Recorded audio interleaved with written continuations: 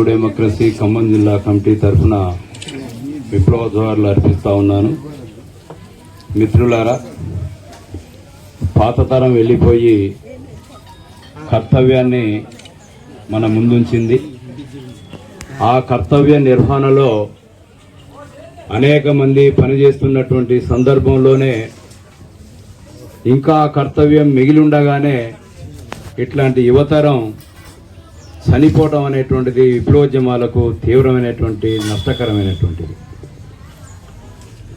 Comrade చెప్పినట్టుగానే తెలంగాణ సాయుధ పోరాటం నుండి నేటి వరకు వెలిదండకు ఒక ప్రత్యేకమైనటువంటి పరిస్థితి ఉంది అని చెప్పినటువంటి చరిత్ర ఏదైతుందో ఆ చరిత్ర వారసత్వాన్ని పుణికిపుచ్చుకొని పనిచేస్తున్నటువంటి అనేక మంది నాయకులు ఈ విధంగా చనిపోవడం బాధాకరం. ప్రతి మనిషి పుట్టుక మరణం సహజం. ఈ పుట్టుక మరణం మధ్య కొనసాగినటువంటి జీవనం ఏదైతే ఉందో ఆ జీవన విధానమే మనిషిని చరిత్రలో చిరస్థాయిగా నిలబెడుతుంది అనేటువంటిది వాస్తవం. పుట్టినటువంటి ప్రతి మనిషి గిట్టక తప్పదు.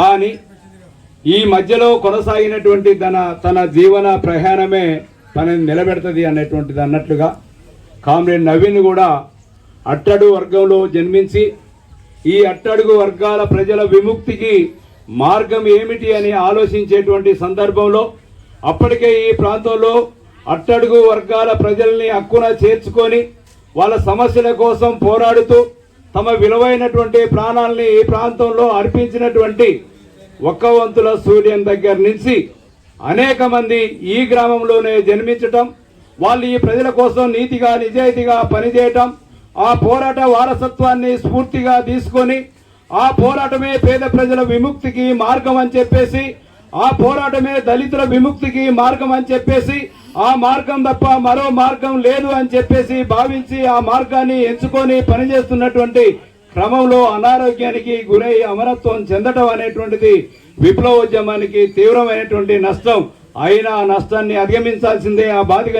ఆ బాధని కన్నీళ్ళని అధిగమిస్తూ తను వదిలిపెట్టిపోయినటువంటి కర్తవ్యం ఆశయం ఏదైతే ఉందో ఆ ఆశయాన్ని ముందుకు తీసుకుపోవడమే అమరవీరులకు అర్పించేటువంటి నిజమైనటువంటి నివాళని.